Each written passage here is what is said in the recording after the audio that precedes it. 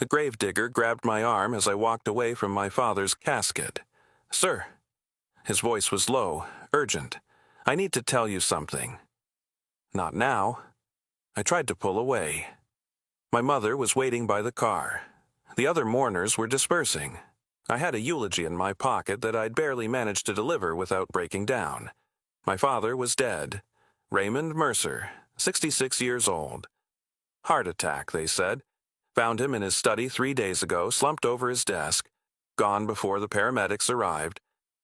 I had spent the last 72 hours planning a funeral, comforting my mother, and trying to hold myself together for my wife and kids. I didn't have time for whatever this gravedigger wanted. "Your father paid me," he said. I stopped. "Paid you for what?" The gravedigger, a weathered man in his mid-50s with dirt under his fingernails and eyes that had seen too many burials, leaned closer. "Paid me to bury an empty coffin." The world tilted. I felt dizzy, unmoored, like the ground beneath my feet had suddenly turned to water. "Stop joking. My father is dead. I saw his body at the viewing." "You saw what he wanted you to see." "That's insane. There was a viewing. People signed the guest book. My mother kissed his forehead." The gravedigger pressed something into my palm. A key. Small, brass, with a number stamped into the head. 17. "What is this?" "Don't go home." His voice dropped to a hiss. "Go to Unit 17, storage facility on Route 9. Your father left instructions." Instructions? He died of a heart attack 3 days ago. My phone buzzed. A text from Mom. "Come home alone." I stared at the message.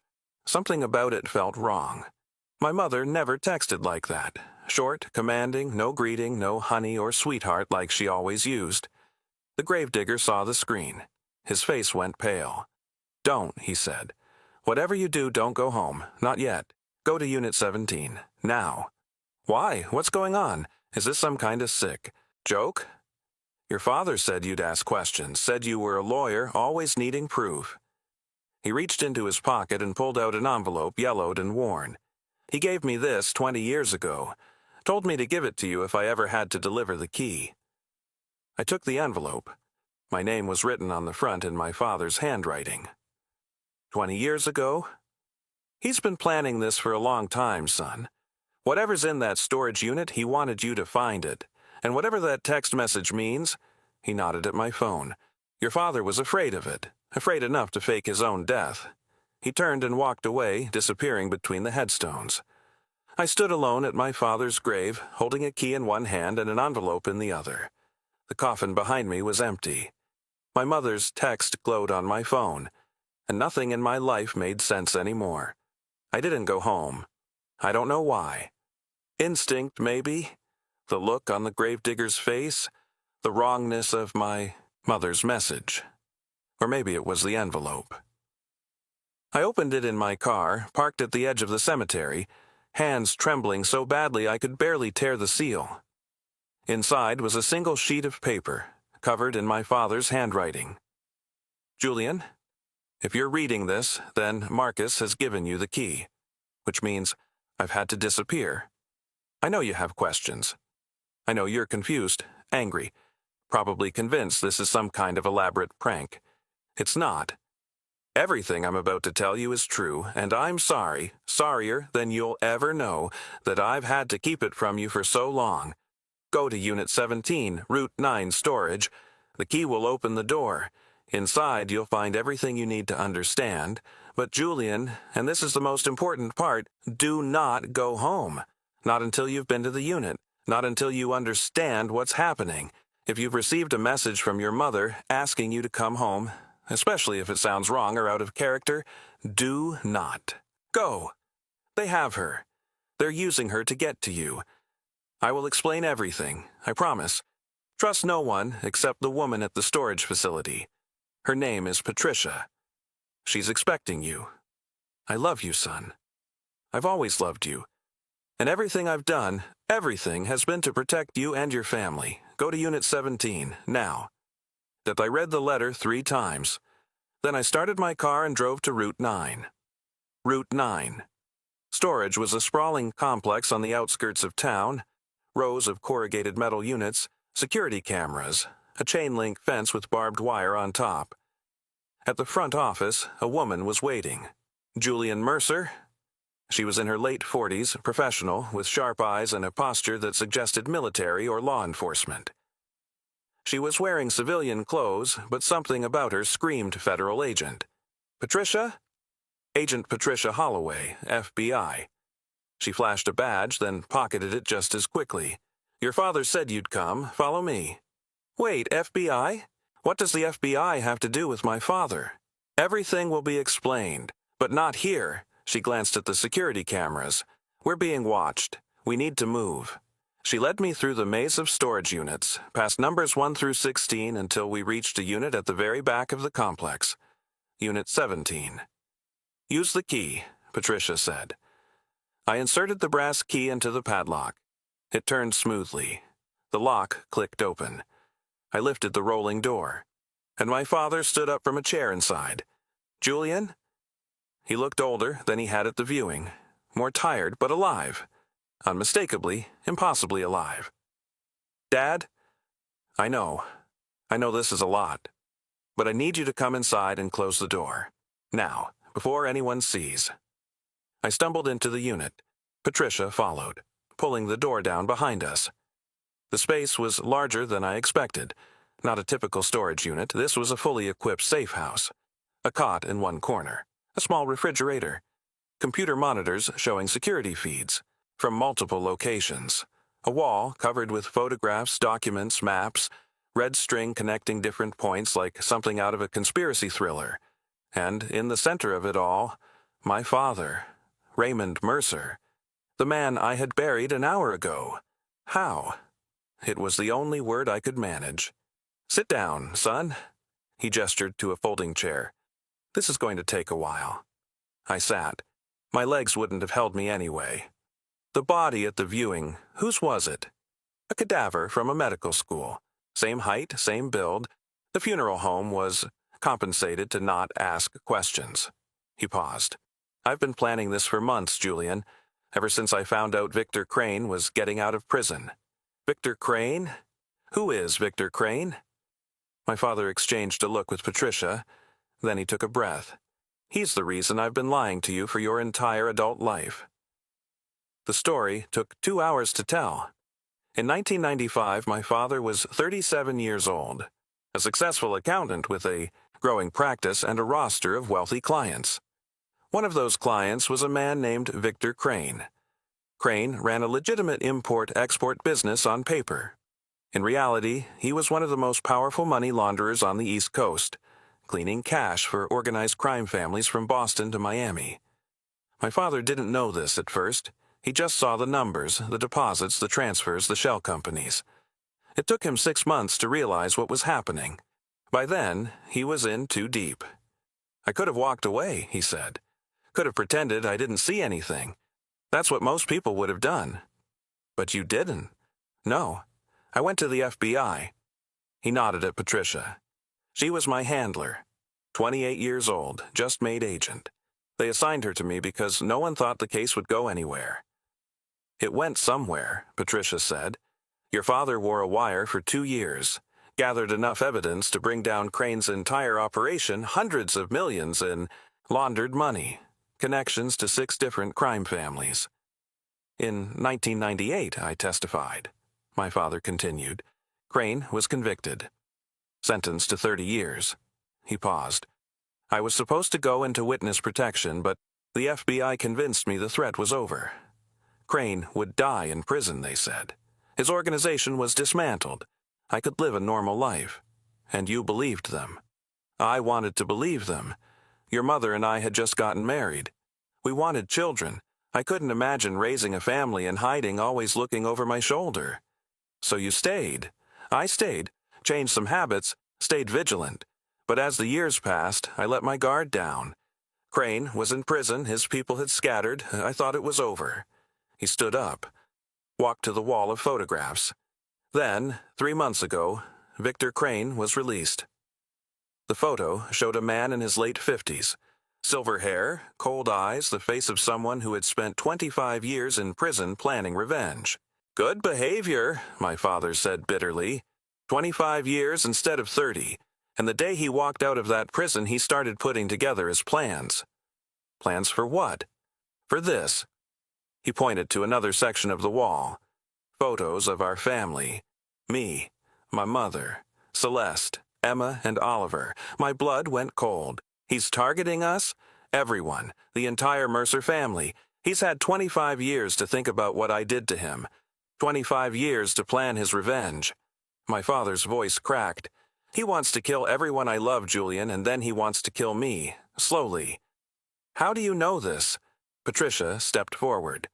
We have informants inside his organization. When Crane got out, he immediately started reaching out to old contacts. Within a week, he had assembled a team. Within a month, he had a plan. A plan to what? To murder your entire family, she said flatly. Your mother, your wife, your children, all of them, with your father forced to watch. I felt sick. Literally sick, my stomach churning, my head spinning. That's why I faked my death, my father said. If Crane thinks I'm dead, he might lose interest, might decide revenge isn't worth it if his target is already gone. But the text from Mom, my father's face darkened. That's why I told you not to go home. They have her. We don't know for certain. But that text, it wasn't her. The phrasing was wrong. No greeting, no warmth. Your mother would never text like that. So Crane's people are probably at your house right now, waiting for you to walk in. I pulled out my phone. Called my wife.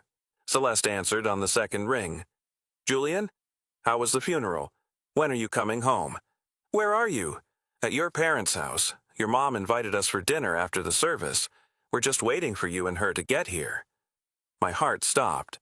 Mom isn't there. No, she said she had to run an errand after the funeral. Asked us to go ahead and let ourselves in. A pause. Julian, is everything okay? You sound strange. Celeste, listen to me very carefully. Take Emma and Oliver and leave that house. Right now. What? Why? I can't explain, just trust me. Get the kids and go somewhere public. A restaurant, a shopping mall, anywhere with lots of people, and don't tell anyone where you're going.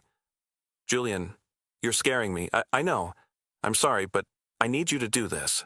Now. A long pause. Then, okay, we're leaving. Call me when you're safe. And Celeste, don't go back to our house either, not until you hear from me. I hung up and turned to my father. Celeste and the kids are at your house. Crane's people might be there too. They're not. Patricia was checking something on her phone. We have surveillance on the Mercer residence. 2 men arrived about an hour ago. They're inside, waiting. Waiting for what? For you, or your mother, whoever shows up first. Where's my mother?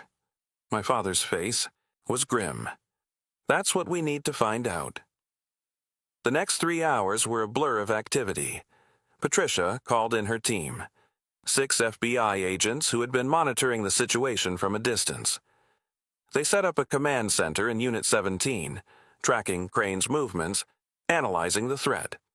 We learned that my mother had been taken from the cemetery parking lot. Security footage showed a black SUV pulling up next to her car, 2 men getting out, one of them putting something over her face, chloroform probably, and bundling her into the vehicle. They took her to draw you out, Patricia explained. Crane knows the funeral was fake. He's not stupid. He knows your father is still alive. How? We're not sure. Maybe he has someone inside the funeral home. Maybe he's been watching longer than we realized. She shook her head. It doesn't matter. What matters is that he has Vivian, and he's going to use her as bait. So what do? We give him what he wants, my father said, quietly. Dad, not you, me. He stood up. Crane wants revenge on the man who put him in prison. That's me. If I turn myself over, he'll let your mother go. You can't know that. I know Victor Crane. I spent 2 years listening to him through a wire. He's cruel, but he's also practical. Killing a 62-year-old woman doesn't satisfy his need for revenge. Killing me does. This is insane. You can't just... Julian. My father put his hands on my shoulders. I've spent 25 years living with the guilt of what I did. Not testifying, that was the right thing to do, but putting my family at risk, letting you grow up without knowing the truth, watching you build a life that could be destroyed at any moment by a monster I helped create. You didn't create him. No, but I poked the bear and then pretended the bear didn't exist. He smiled sadly. This is my chance to make it right. To protect you, your mother, your wife, your children, to finally end this. Patricia stepped forward. There might be another way. We both turned to look at her. Crane wants a confrontation, fine. We'll give him one. But on our terms, not his. The plan was dangerous, risky, the kind of thing that works in movies and gets people killed in real life. But it was the only plan we had. Crane's people had been traced to an abandoned warehouse on the waterfront, an old shipping facility that hadn't been used in years. Perfect for a man who wanted privacy for his revenge. My father would go in first, offer himself in exchange for my mother, keep Crane talking while the FBI moved into position, then, at the right moment, the agents would breach the building, arrest Crane and his men, rescue my mother. What's my role? I asked. You stay here, Patricia said, with the command team, monitoring communications. No. Julian, that's my mother in there. My father is risking his life. I'm not sitting in a storage unit watching it happen on a screen. Patricia looked at my father. He looked at me. He's stubborn, my father said. Gets it from his mother. I can handle myself. I'm not a child. No. You're a corporate lawyer who's never fired a gun in his life. Then give me a gun and tell me which end to point. My father smiled. For the first time since I'd entered Unit 17, he looked like the man I remembered. Proud, fierce, unafraid. Fine. But you do exactly what I say. And if things go wrong, you run. You don't look back. You get your wife and kids and you disappear. Dad, promise me, Julian. I wanted to argue, wanted to tell him that I wouldn't abandon him no matter what. But I saw the look in his eyes, the same look he'd had when I was a child and he was trying to protect me from something I was too young to understand. I promise. The warehouse loomed against the evening sky, a hulking silhouette of rust and decay. We approached from the waterside, using an old drainage channel that led to a service entrance. My father went first, unarmed, hands visible. I followed with 2 agents staying in the shadows. The interior was vast and dark, lit only by industrial lamps hanging from the ceiling, and in the center of that darkness, surrounded by half a dozen armed men, stood Victor Crane. He looked exactly like his photograph. Silver hair, cold eyes, the patient stillness of a predator. And beside him, bound to a chair, was my mother. Raymond Mercer. Crane's voice echoed through the empty space. I knew you weren't dead. The funeral was a nice touch, though. Very dramatic. Let her go, Victor. This is between us. Between us? Crane laughed, a harsh, ugly sound. You took 25 years from me. 25 years in a concrete box, thinking about everything you stole from me, my business, my reputation, my life. He stepped closer to my mother. You think I'm just going to let you walk in here and negotiate? I'm not negotiating. I'm offering you what you want. Me. Take me and let my family go. Your family? Crane's eyes swept the warehouse. Your son is here too, isn't he? Hiding somewhere in the shadows. I can smell his fear. My blood went cold. He's not here. I came alone. Don't lie to me, Raymond. I've had 25 years to learn patience. I can wait all night. He pulled out a gun and pressed it to my mother's temple. Or I can start shooting and see who comes running. Stop! The word tore out of me before I could think. I stepped out of the shadows, hands raised. I'm here. Don't hurt her. Crane smiled. There he is, Julian Mercer, the son, the legacy. He gestured to his men. Bring him to me. 2 of Crane's thugs grabbed my arms, dragged me to the center of the warehouse. I was thrown to my knees next to my father. Now this is better, Crane said. The whole family together. Almost. Celeste and the children are long gone, my father said. You'll never find them. I found you, didn't I? I found your wife. Crane shrugged. I'll find them eventually, but first... He raised his gun. First, I'm going to make you watch your son die, the way I watched my empire die, piece by piece, person by person. Victor, wait! No more waiting. Crane aimed the gun at my head. 25 years is long enough. I closed my eyes, thought of Celeste, Emma, Oliver. I'm sorry, I thought. I'm so sorry. The gunshot was deafening, but I didn't die. I opened my eyes to chaos. FBI agents pouring through every entrance, flashlights cutting through the darkness, voices shouting commands. Crane's men were scrambling, some trying to fight, others trying to flee.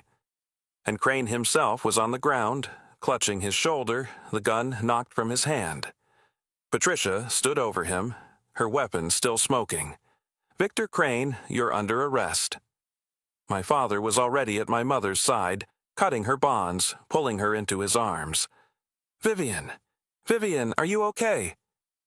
She was crying, shaking, but nodding. I'm okay. I'm okay. Raymond, you're alive. I'm alive. We're all alive. I knelt beside them, wrapping my arms around both of them. My parents, alive, together.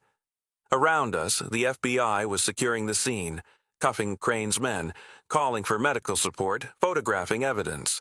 It was over. 25 years of secrets, of fear, of looking over his shoulder, and it was finally over. The aftermath was complicated.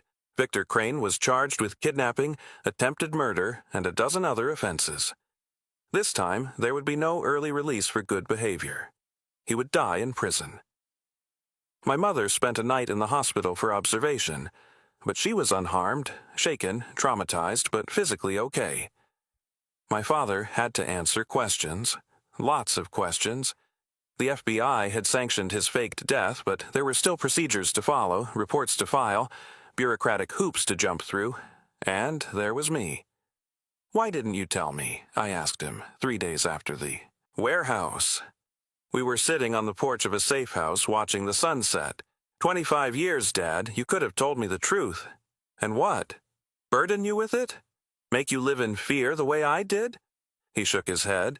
You were a child when Crane went to prison. I wanted you to have a normal life, college, career, marriage, children. I couldn't give you that if you knew. So you lied. I omitted. I protected. He looked at me. Julian, every choice I made, every lie, every omission, every secret was to keep you safe. I know that doesn't make it right, but I need you to understand. I never stopped loving you, not for a single day. I was quiet for a long time, thinking about my own children, about what I would do to protect them. Would I lie? Would I fake my own death? Would I carry a secret for 25 years if it meant keeping them safe? Yes. The answer was yes. I understand, I said finally. I don't like it, but I understand. My father reached out and took my hand. Thank you, son. 2 years have passed since my father's funeral, the funeral where he wasn't dead, the funeral that changed everything. I'm 38 now. Still practicing law, though I've shifted my focus. Less corporate work, more pro bono cases for families in crisis.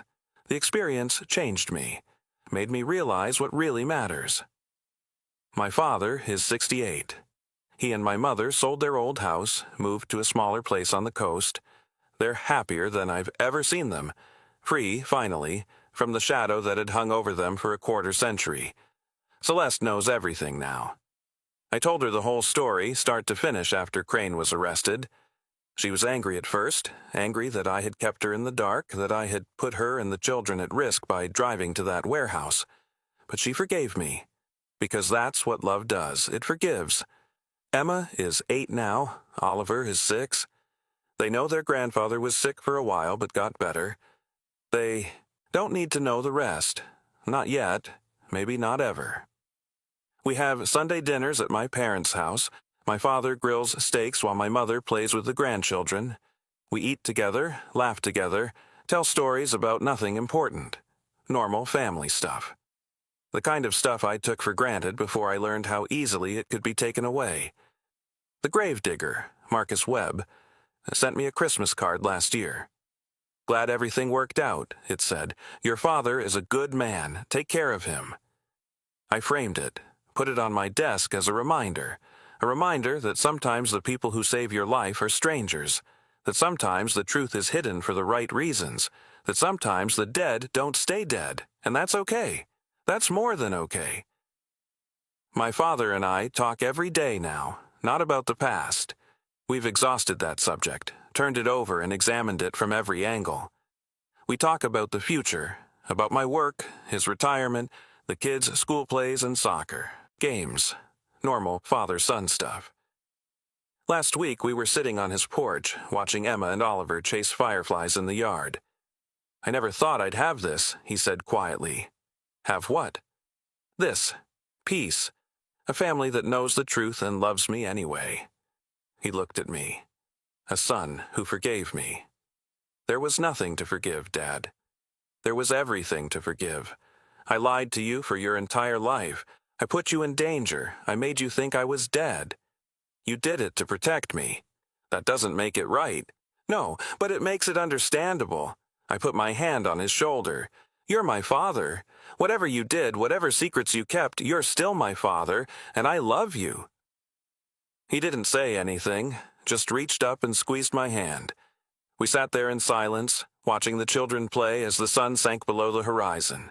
A family. Together. Alive, that's all that matters. Thank you for listening to my story. I know it sounds impossible. A father faking his death. A gravedigger with a secret key. A crime boss seeking revenge after 25 years. But it happened. All of it. And I'm sharing it because I think there's a lesson here. The lesson is this. The people we love will sometimes keep secrets from us.